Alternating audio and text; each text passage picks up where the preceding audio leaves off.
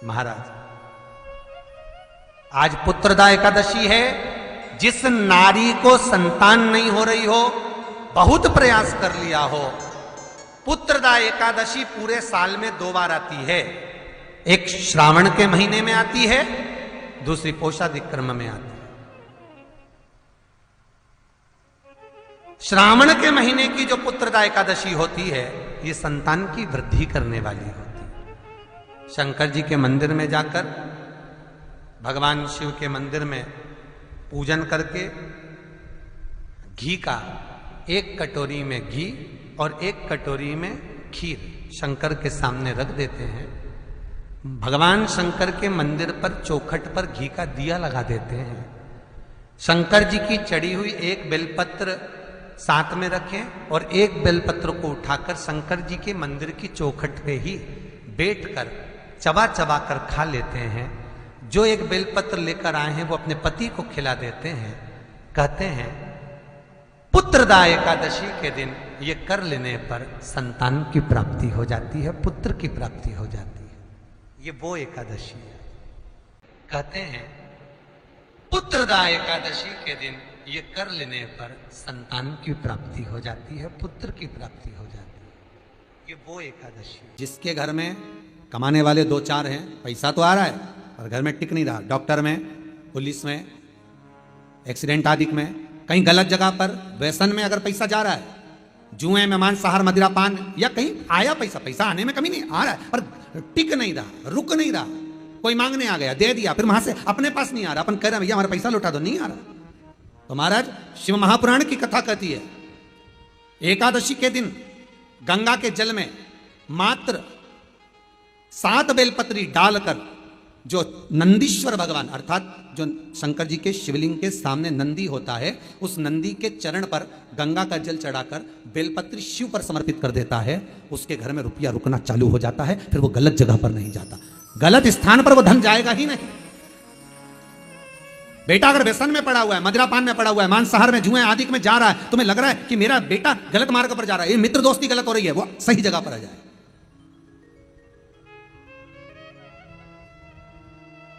करना एकादशी।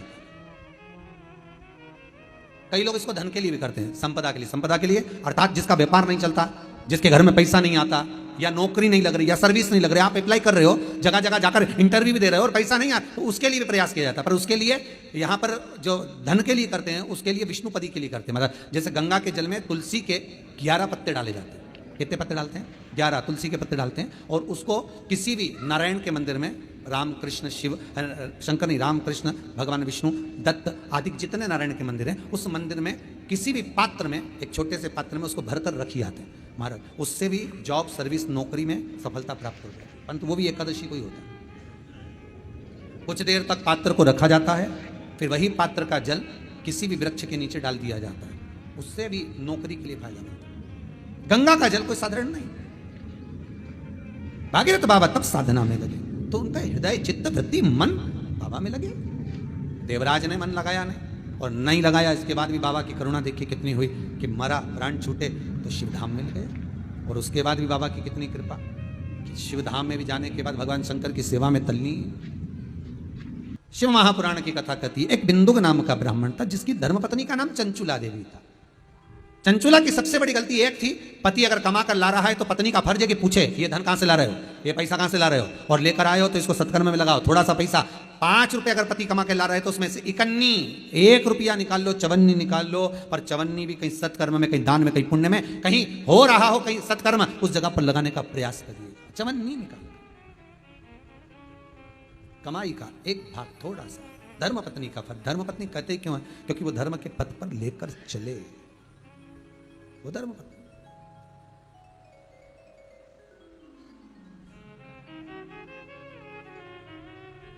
पैसा, धन ज्यादा आने लगे तो पत्नी को कहना चाहिए कि देखो थोड़ा बहुत मेरा मन है, शिव महापुराण की कथा हो जाए, या फिर कहीं सत्कर्म में लग जाए, कहीं ब्राह्मण भोज, साधु भोज, सन्यासी भोज, गुरुजन में, संत जन में, साधु जन में, तपस्वी जन में कहीं लग जाए।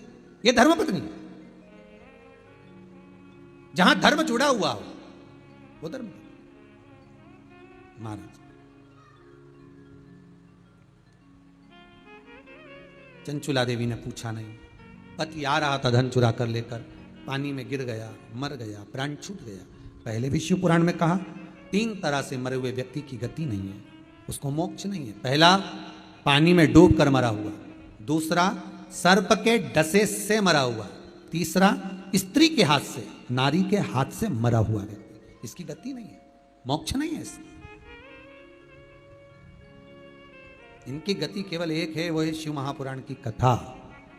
अगर कोई पानी में डूबकर मर भी गया है तो उसके परिवार का, उसके कुल का व्यक्ति अगर एक बार शंकर की कथा भले यहां आकर ना सुने, टीवी के सामने भी बैठकर सुन रहा है तो भी वो फल देगा, मोबाइल पर सुन रहा है तो भी वो फल देगा। एक अंश हम माताओं से निवेदन करते, बार बार कहते हैं, स्त्री के गर्भ में अगर कोई कुंवारी अवस्था का मर गया, 3 महीना, 4 महीना, 6 महीना, 8 महीना, या जन्म लेने के बाद कुंवारी अवस्था में कोई शांत हो गया हो, कोई मर गया हो, तो महाराज हम बार बार कहते हैं कि जिंदगी में एक बार शिव महापुराण की कथा का रसस्वादन अवश्य करें। जिससे क्यों? क्योंकि शिव पुराण में, अन्य पुराणों में स्पष्ट कहा गया है, कुंवारी अवस्था में मरने वाले का ना तो पिंड होता है, ना तर्पण होता है, ना तिलांजलि होती है, ना ब्राह्मण भोजन करे तो उसका भाग मिलता है, उसको उसका लाभ नहीं मिलता। भले तुम तिलांजलि करो, तर्पण करो, कुछ भी करो, उसका भाग नहीं मिलेगा। उसको भाग कम मिलता है जब उसके परिवार का कोई व्यक्ति शिव महापुराण की कथा का रसस्वादन कर लेता है, कथा श्रवण कर लेता है। कथा सुनने के बाद उसको पिंड भी मिलने लगता है, ब्राह्मण भोज भी मिलने लगता है, उसको सारा सुख प्राप्त होने लगता है, वो जीव की गति हो। यदि कोई बुद्धि से विकलांग, विवेक काम नहीं कर रहा,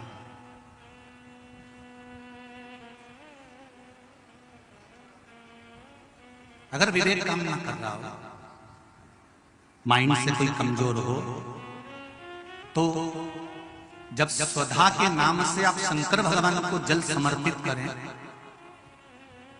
स्वधा स्वधा कहकर उस जल को समर्पित करें, तो पितरों का स्मरण कर कर वही स्वधा को समर्पित किया गया जल, जिसको विवेक की तकलीफ होती है, बुद्धि की तकलीफ होती है, अपने पितरों का, अपने पूर्वजों का स्मरण कर कर उस जल को उस विवेकहीन व्यक्ति के दोनों भुकुटियों के पास में लगा देना चाहिए, थोड़ा सा। जैसे पत्र में आया है,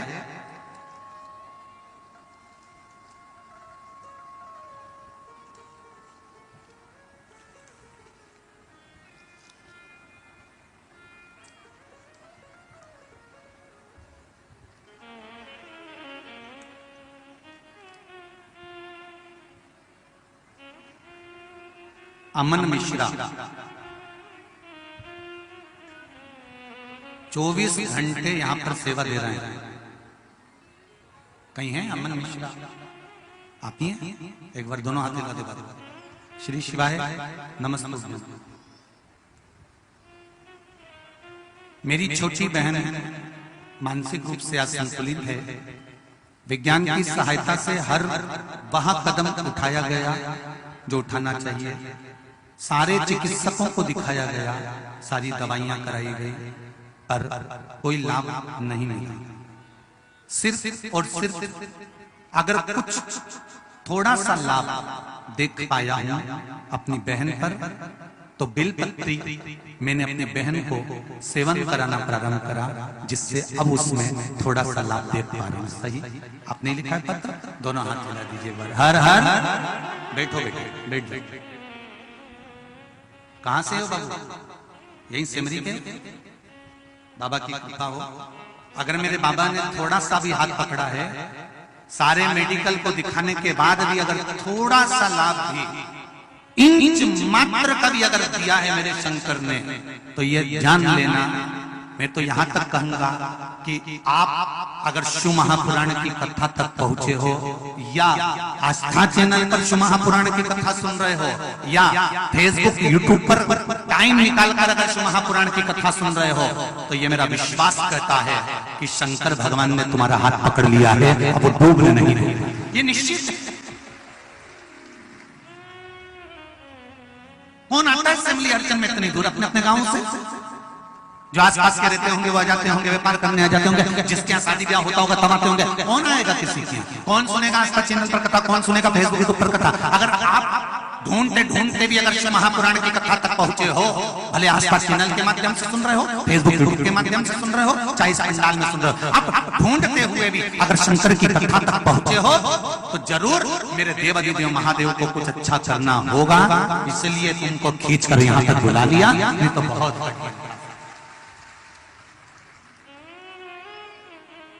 कहीं मेरे देवाधिदेव महादेव को करना होगा। इंच मात्र भी अगर थोड़ा सा उसने हाथ पकड़ा है तो वो कृपा जरूर करेगा, वो जरूर कृपा।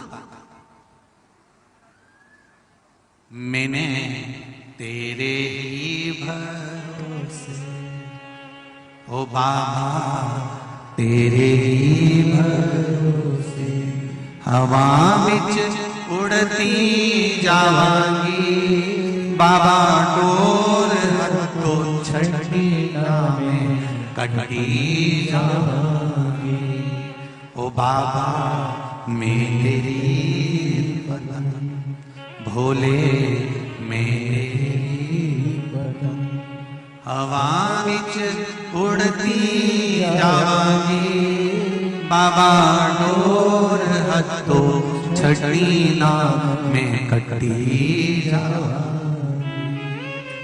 शिव ने अगर हाथ पकड़ा है, मेरे शंकर ने, मेरे ओघड़दानी ने, मेरे त्रिकालदर्शी ने, मेरे कैलाशी अविनाशी ने अगर हाथ पकड़ा है तो वो छोड़ेगा नहीं।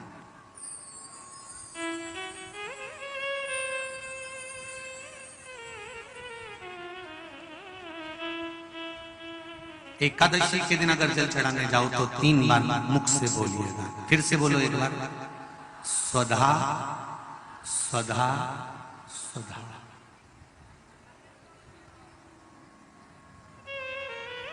ज्यादा पितृदोष हो, ज्यादा तकलीफ चल रही हो, बहुत ज्यादा कष्ट में हो तो शिव मंदिर में बैठकर या घर के मठ का परिंदा या पूजन वाली जगह पर बैठकर 12 श्लोक का सुधा स्तोत्र का पाठ भी कर सकते।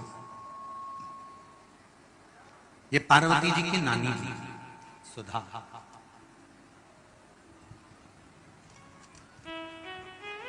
जो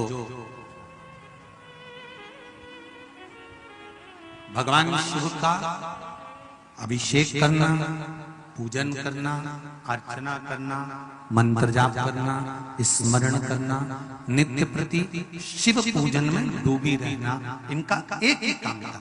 थी पितरों की पत्नी,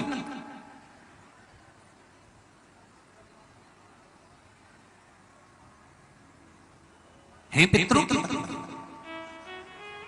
पर भक्ति में इनका बल बड़ा प्रबल था। एकादशी व्रत का सबसे पहला नियम है कि आप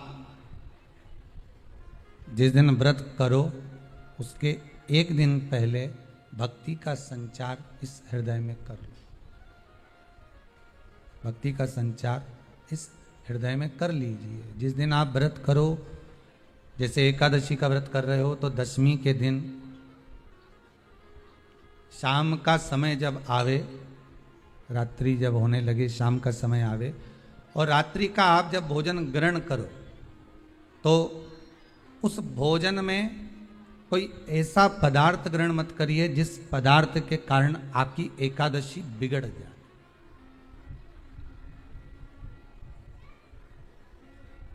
कोई बेकार भोजन हमें ग्रहण नहीं करना, श्रेष्ठ भोजन ग्रहण करिए दशमी के। और एकादशी का दूसरा नियम बहुत ध्यान से सुनिएगा। जिस दिन आपकी एकादशी का व्रत हो उस दिन प्रयास करिएगा कि अपने हाथ से किसी भी वृक्ष की कोई पत्ती टूटे ना। अपने हाथ से किसी भी वृक्ष की, पौधे की, किसी भी वृक्ष की पत्ती अपने हाथ से ना टूटे। बहुत ध्यान दीजिएगा महाराज। एकादशी का ये दूसरा नियम है कि अपने हाथ से किसी पौधे की, किसी वृक्ष की, किसी डाली की कोई पत्ती टूटे ना, कोई पत्ती ना टूटे, इसका प्रयास करिए।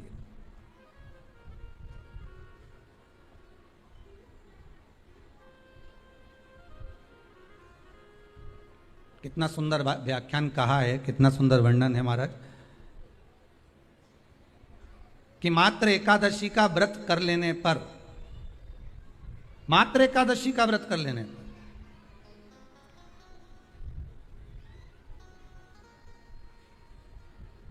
जो पूर्व में किया गया हमारा पाप कर्म है, हमने किसी जीव की हत्या करी है, हमने किसी को कष्ट प्रदान करा है, हमने किसी को अपशब्द कहा है, हमने किसी को ताने दिए, हमने किसी को आड़ा टेढ़ा कहा है, हमने किसी को गालियां दे दी है, मात्र एकादशी का व्रत ही कर लेने पर ये सारे जो दोष हैं वो समाप्त हो जाते हैं।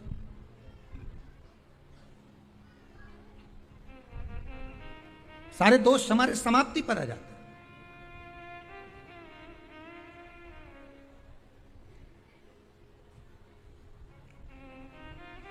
अब एक विचार करिएगा थोड़ा सा अपने मन में, अपने चित्त में, अपनी वृत्ति में एक बात उतारिएगा, एक अपने मन में एक बात को उतार कर रखिएगा कि आप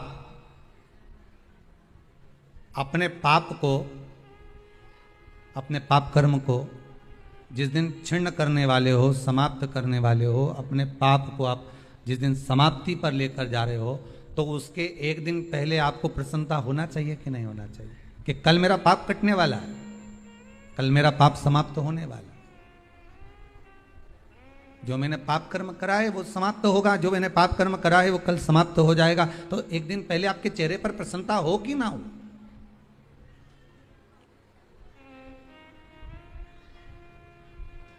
और चेहरे पर वो प्रसन्नता आपके आना चाहिए कि कल मेरा एकादशी का व्रत है, आज दशमी है, कल एकादशी का व्रत है, तो कल मेरी जब एकादशी का व्रत रहेगा तो मेरा ना जाने कितना कितना पाप, कितना असत्य, कितना झूठ, कितना प्रपंच वो समाप्त हो जाएगा। इसमें मुझे प्रसन्नता हो, इसमें मुझे आनंदता हो।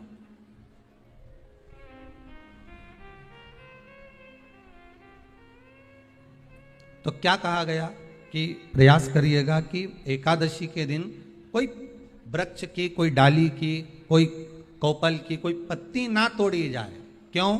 तो कहा अगर उस पत्ती को हम तोड़ देते हैं, वृक्ष की पत्ती को या क्यारे में लगी हुई कोई डाली की पत्ती को हम तोड़ देते हैं तो एकादशी का पुण्य फल प्राप्त नहीं होता, एकादशी का कोई फल हमारे खाते में नहीं जाता, पुण्य फल प्राप्त। अब फिर भले तुम चाहे तुमने मोरधन खाया हो, चाहे तुमने फिर चिप्स खाई हो, चाहे तुमने फिर व्रत का कितना ही सामान खा गए हो और तुमने सोचा कि आज मेरी एकादशी है, तो फिर उसका कोई फल प्राप्त नहीं है, उसका कोई सुख प्राप्त नहीं है आपको, फिर उसका कोई आनंद प्राप्त नहीं है आपको, फिर उसमें कोई आनंद की अनुभूति आपको नहीं मिली। एकादशी कौन है? कहां से प्रगटी है? माया? नहीं, एकादशी है कौन? क्यों इसकी इतनी प्रधानता है? क्यों इसकी पुण्यता है? ऐसा क्या है एकादशी में जो उसकी पुण्यता मानी जाए? कौन है ये जो भगवान नारायण तक एकादशी का व्रत करते हैं? सुभद्रा जी को भगवान जगन्नाथ ने, जगदीश ने एकादशी का व्रत कराया था। बद्रीनारायण भगवान को माता लक्ष्मी ने एकादशी का व्रत कराया था। क्यों? चंद्रायण एकादशी व्रत की माता। एकादशी है कौन? तो कहा जिसको व्रत करने पर भगवान नारायण भी जिसका व्रत करते हो, भगवान माता लक्ष्मी जिसका व्रत करती हो, वो एकादशी है कौन? तो शास्त्र वर्णन करता है महाराज, स्कंद पुराण का सुंदर चातुर्मास्य खंड के अंतर्गत वर्णन आया है महाराज। एक बार भगवान विष्णु आनंद में विराजमान थे, पद्मावती और माता लक्ष्मी दोनों उनके पास में विराजी हुई थी, दोनों बैठी। भगवान लक्ष्मी और पद्मावती दोनों बैठी, एक सिर के पास, एक चरण के पास। कुछ समय बाद वहीं पर ब्रह्मदेव का आगमन हुआ और ब्रह्मा जी आगमन पाकर भगवान नारायण पद्मावती से लगकर उठे और उठकर लक्ष्मी की ओर झुके। झुकने पर इन तीनों के समागम से भगवान नारायण के हृदय चित्त से एक कन्या प्रकट हो गई। उस कन्या का नाम एका था। क्या नाम था? एका। अब 10 उसके गुण इतने प्रबल थे, वो 10 गुण उसके बड़े प्रबल थे कि वो एका जिसको निहारती थी उसको संपदावान बना देती थी। जिसको देख लेती थी उसके जीवन में वो आनंद की अनुभूतियां करा देती थी। एका जिस मार्ग से जाती थी उस मार्ग के द्वार खोल देती थी। एका का पुण्य इतना पुण्य प्रखर। पद्मावती और लक्ष्मी ने कहा, महाराज ये बेटी आपके द्वारा निर्मित हुई है, इसका कन्यादान करना चाहिए। हमारे यहाँ हिंदू धर्म में रीति है, जिस दिन कन्यादान करा जाता है उस दिन व्रत रखा जाता है। अब आजकल रखते कि नहीं रखते मालूम नहीं, और कन्यादान करते समय व्रत रखा जाता है। व्रत रखना, एका का कन्यादान करना है। भगवान बोले कन्यादान करें, किसको दें? एका किसको दी जाए? एका प्रदान किसको करी जाए? पुण्यता किसको दी जाए? भगवान नारायण ने उसी समय लक्ष्मी और पद्मा से पूछा, तुम बताओ। पद्मा लक्ष्मी दोनों एका से पूछी, एका बताओ इसका पुण्य, हम आपका हस्त कमल आपको प्रदान किसको करें, हम किसको दें? एका कहती है पिताजी, भगवान से कहती है नाथ कृपा करिएगा मेरे को, अगर प्रदान करना चाहती हो, अगर मुझे देना चाहते हो तो एक काम करो, एक काम करो। यदि आप देना चाहते हो तो भगवान एक काम, माता ने कहा कि पिताजी अगर कुछ देना चाहते हो तो ऐसी कृपा करो, संसार के मनुष्य अगर मृत्यु लोक में आकर के अंदर 2 एकादशी का भी पुण्य भाग अगर ग्रहण करते हैं तो ये एका उनकी होती है और वैकुंठ का राह खोल देती है। इनके जाने से पहले अगर मैं प्रवेश करती हुई जाऊंगी और इनके मार्ग को सुलभ बनाती हुई जाऊंगी। वो एका 10 गुण के कारण एका। शिवजी का अभिषेक करने से पहले, भगवान शंकर को जल चढ़ाने से पहले, जब आप घर में कोई अनुष्ठान कर रहे हो, शिवजी का अभिषेक कर रहे हो, शंकर भगवान का कोई साधना कर रहे हो, शिव अभिषेक कर रहे हो, तो सबसे पहले शिवलिंग पर एक बेलपत्र का होना जरूरी है, फिर जल चढ़ाओ। क्यों? आपके पास, हमारे पास इतनी जो शास्त्रों में वर्णन किया गया, गंगा, यमुना, सरस्वती, कावेरी, मंदाकिनी, क्षिप्रा, नर्मदा आदि आदि की जितनी भी पवित्र नदियां हैं, सरयू आदि की जितनी पवित्र नदियां हैं, इतनी नदियों का, इतने सरोवर का, इतने कुंड का जल हमारे पास नहीं है। हमारे पास इतना जल नहीं है।